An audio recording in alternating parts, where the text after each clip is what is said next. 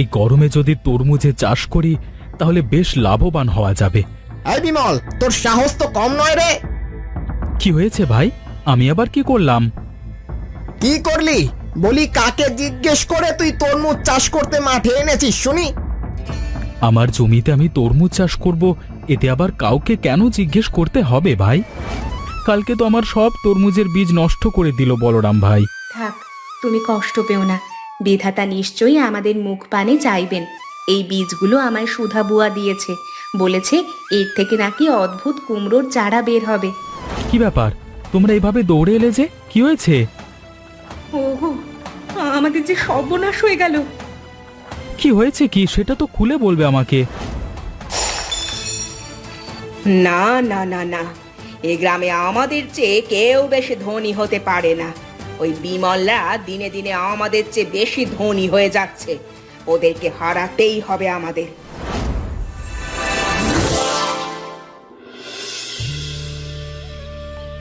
কদিন বাদেই তো আবার শীতকাল চলে আসবে। মেয়েটা আমার কাঁথার জন্য শীতে ঘুমাতে পারে না, তাই আগে ভাগে একটা কাঁথা সেলাই করে ফেললাম। পদ্মা, ও পদ্মা, কোথায় গেলি রে মা? কি হয়েছে মা, আমায় ডাকছো কেন? এই দেখ, তোর জন্য একটা কাঁথা সেলাই করেছি। দেখ তো তোর পছন্দ হয়েছে কিনা। ভারী পছন্দ হয়েছে মা। তুমি আমার জন্য কাঁথা বানাবে আর আমার পছন্দ হবে না, তা কি কখনো হয়? বাবা আজ মাঠে যাবে না মা? যাবে তো। তাহলে যে আজ এখনো ঘুম থেকে উঠলো না বাবা, বেলা তো বেড়ে চলেছে। কাল জমিতে চাষ দিয়ে ফিরতে ফিরতে তো অনেকটা রাত হলো।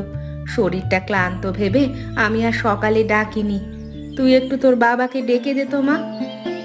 ঠিক আছে মা, আমি এক্ষুনি বাবাকে ডেকে দিচ্ছি। কি ব্যাপার গিন্নি, এত বেলা হয়ে গেল অথচ আমাকে আজকে ডাকলে না কেন? কাল অত রাত করে বাড়ি এলে কাজ সেরে, তোমার শরীরটা ক্লান্ত ভেবে আমি আর আজ ডাকিনি। আর কাল তো চাষ দিয়েই এলে, আজ আর জমিতে কি এমন কাজ আছে? এখন অনেক কাজ বাকি আছে গিন্নি। এবার জমিতে আর একঘেয়ে ধান চাষ করব না ভাবছি। তাহলে কি চাষ করবে বাবা? সেটাই ভাবছি, দেখি কি চাষ করা যায়। এমনিতেই তো এই গরমে জলের সংকট, আমি বরং একবার জমি থেকে ঘুরে আসি। সে কি, ঘুম থেকে উঠেই চলে যাবে? কিছু মুখে দিয়ে যাও। না না, এখন খাবার খেতে গেলে দেরি হয়ে যাবে। রোদ বাড়লে আর মাঠে দাঁড়ানো যায় না বেশিক্ষণ।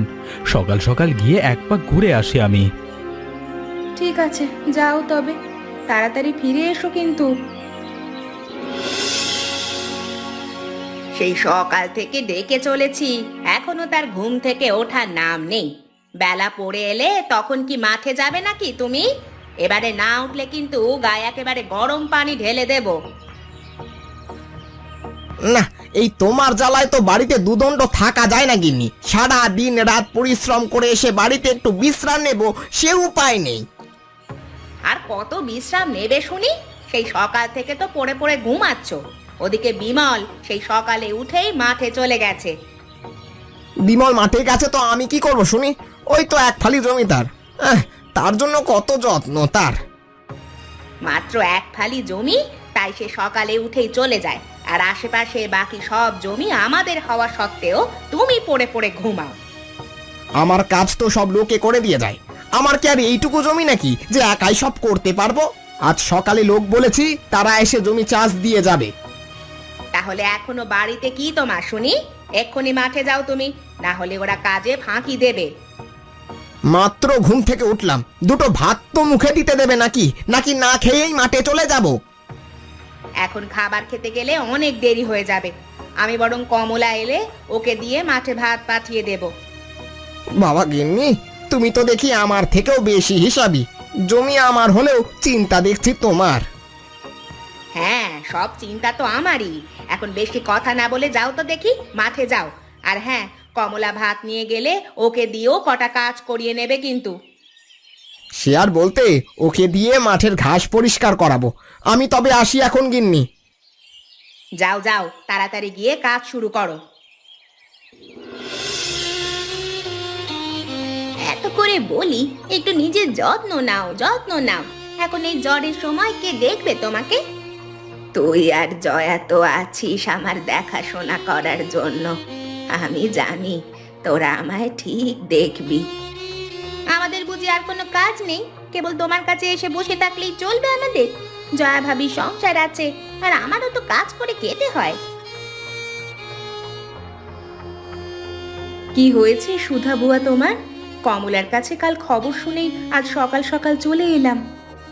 কি আর হবে রে মা, আমার সময় ফুরিয়ে এসেছে। দিনে দিনে বয়স বাড়ছে, এখন তো রোগ বালাই হবে। এভাবে বলো না বুয়া, তোমার কিচ্ছু হবে না। তুমি এক কাজ করো, তুমি না হয় আমার সাথে চলো, আমাদের বাড়িতেই থাকবে তুমি। এই অবস্থায় কে দেখাশোনা করবে বলো তো তুমি এখানে থাকলে? সেদিন বড্ড খিদে পেয়েছিল, বলরামের বউটাকে কটা ভাত দিতে বললাম, ভাত তো দিলই না, উল্টে বাড়ি থেকে তাড়িয়ে দিল আমায়। আমি কটা কুমড়োর বীজ পেয়েছিলাম জঙ্গলে, সেটাই ওকে দিয়ে কটা ভাত চেয়েছিলাম, আমাকে দিল না। ওরা তো মানুষ ভালো নয়, কেন তুমি ওদের কাছে ভাত চাইতে গেলে বুয়া? এখন আর কোনো কথা নয়, চলো তোমার জয়া ভাবির বাড়িতে দিয়ে আসি। ওই তো ওইখানে একটা পুঁটুলিতে অনেকগুলো কুমড়োর বীজ আছে, ওগুলো নিয়ে চল, বিমলকে জমিতে লাগিয়ে দিতে বলবি। সে দেখা যাবে, এখন চলো তো। কমলা, আমায় সাহায্য কর তো বোন। এই গরমে যদি তরমুজের চাষ করি তাহলে বেশ লাভবান হওয়া যাবে। এখন সামনে তো তরমুজের বেশ ভালো চাহিদা বাড়বে। এবারে এই বীজগুলো জমিতে ছড়িয়ে দিই। এই বিমল, তোর সাহস তো কম নয় রে। কি হয়েছে ভাই? আমি আবার কি করলাম? কি করলি বলি? কাকে জিজ্ঞেস করে তুই তরমুজ চাষ করতে মাঠে এনেছিস শুনি? আমার জমিতে আমি তরমুজ চাষ করব, এতে আবার কাউকে কেন জিজ্ঞেস করতে হবে ভাই? হ্যাঁ, অবশ্যই জিজ্ঞেস করতে হবে। আশেপাশে আমার সব জমিতে আমি তরমুজ চাষ করব, আর আমার কথা হলো, আমি তরমুজের চাষ করলে তুই কেন তরমুজের চাষ করবি? এটা আবার কেমন কথা ভাই? তুই এই জমিতে কোনো রকমে তরমুজ চাষ করতে পারবি না, ব্যাস। না হলে আমি পঞ্চায়েত ডেকে তোর নামে বিচার চাইবো। কালকে তো আমার সব তরমুজের বীজ নষ্ট করে দিল বলরাম ভাই। থাক, তুমি কষ্ট পেও না, বিধাতা নিশ্চয়ই আমাদের মুখ পানে চাইবেন। এই বীজগুলো আমায় সুধা বুয়া দিয়েছে, বলেছে এর থেকে নাকি অদ্ভুত কুমড়োর চারা বের হবে। জানি না কি অদ্ভুত হবে, কেবল এটুকু জানি যে এবারে ফলন না হলে আমাদের না খেয়ে মরতে হবে। এখনই এত চিন্তা করে লাভ নেই গো, আগে দেখোই না কি হয়। এমনও তো হতে পারে এই অদ্ভুত কুমড়োই আমাদের ভাগ্য ফেরাবে। কি আর করবার, এই কুমড়োর বীজ লাগানো ছাড়া তো আর কোনো উপায়ও নেই আমার কাছে। যা টাকা ছিল তা দিয়ে তো তরমুজের বীজ এনেছিলাম, সেগুলো তো সব নষ্ট করে দিল। এখন এই কুমড়োর বীজগুলোই আমাদের শেষ ভরসা। চলো আমরা এই কুমড়োর বীজগুলো সব রোপণ করে দেই। বিধাতা, আমি এক গরিব চাষা, আমার এই জমিটাই শেষ সম্বল। দয়া করে আমার উপরে কৃপা করো, এবারে যেন কুমড়োর ভালো ফলন হয়।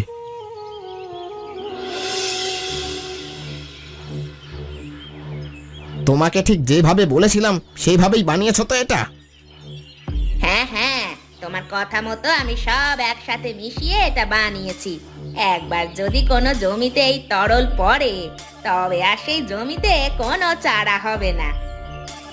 আমার সাথে টেক্কা দিয়ে এই জমিতে চাষ করবে বিমল? তা কিছুতেই হতে পারে না। কয়বার করে বললাম এই জমিটা আমার কাছে বিক্রি করে দিতে, কিন্তু সে আমার কথা শুনলো না। যেমন তোমার কথা শোনেনি তেমনি বুঝবে এবার ঠেলা। আমাদের সাথে টেক্কা দিলে এর ফল কতটা খারাপ হতে পারে এবার বুঝবে হাড়ে হাড়ে। জমিতে যখন একটাও ফসল হবে না, তখন না খেয়ে মরতে হবে ওর পরিবারকে। তখনই আমার কাছে সাহায্য চাইতে এলে এই জমি আমি ওর থেকে ছিনিয়ে নেব। বুদ্ধিটা কিন্তু তুমি মন্দ করনি। এবারে এই সব জমি আমাদের হবে। ওরা এখনো মাঠে আসেনি, যা করার তাড়াতাড়ি করতে হবে। হ্যাঁ হ্যাঁ, ওরা আসার আগেই আমাদের কাজটা সেরে ফেলতে হবে। চলো তাড়াতাড়ি এই তরলটা জমিতে ছিটিয়ে দিই। হ্যাঁ, শেষ। এবার দেখি তোর জমিতে কি করে ফসল ফলে। আমার কথা না শুনলে এমনই হবে। পুরো জমিতে দিয়েছো তো গিন্নি? সবখানেই দিয়েছি, কেবল ওই পাশে একটু জমিতে দিতে পারেনি, তরল শেষ হয়ে যাওয়াতে। ওইটুকু জায়গায় আর কি চারা হবে। এখন চলো, ওর আসার আগেই আমরা চলে যাই। হ্যাঁ হ্যাঁ, তাই চলো। জমিতে কিছু একটা খটকা লাগছে আমার কাছে। এত এত বীজ বপন করলাম, কিন্তু মাটির ওপরে কেমন একটা তরলের গন্ধ পাচ্ছি। কেউ আবার কিছু দিল না তো আমার জমিতে? কি ব্যাপার, তোমরা এভাবে দৌড়ে এলে যে? কি হয়েছে?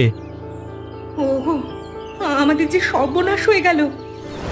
কি হয়েছে কি সেটা তো খুলে বলবে আমাকে। বিমল ভাই, আমি সকালে বড়রাম চাচাদের বাড়িতে কাজ করতে গিয়েছিলাম। সেখানেই তাদের বলতে শুনলাম তারা নাকি তোমার জমিতে ফসল না হওয়ার জন্য কোনো একটা তরল দিয়েছে। তাহলে আমার আন্দাজই ঠিক হয়েছে। আজকে সকালে মাঠে এসে মাটির দিকে তাকিয়ে আমারও এমনই মনে হয়েছে। তাহলে এখন কি হবে আমাদের? এবারে জমিতে যে কোনো ফসল হবে না, আর ফসল না হলে আমরা সবাই যে না খেয়ে মারা যাব। চিন্তা করে কি আর হবে? আমরা গরিব মানুষ, তাদের সাথে তো আর পেরে উঠবো না। কি হে বিমল, এবারে জমিতে কি চাষ করবি রে বাপ? এবারে কুমড়ো চাষ করবো চাচা। আমাকে একটা সাহায্য করতে হবে যে তোমাকে। কি সাহায্য বল বাপ? আমার জমিতে একটু পানি সেচ দেবার ব্যবস্থা করতে হবে তোমাকে। বিনিময়ে আমি তোমাকে 2 টাকা দেবো। ঠিক আছে ঠিক আছে, আমি তো সবার জমিতে পানি সেচ দিই, তোর জমিতেও এখনই আমি সেচ দিয়ে দেব। আমি তবে সেচের ব্যবস্থা করি গিয়ে। কি গো, ওরা তো আমাদের জমিতে ফসল না হওয়ার তরল দিয়েছে, তাহলে কি পানি সেচ দিলে কাজ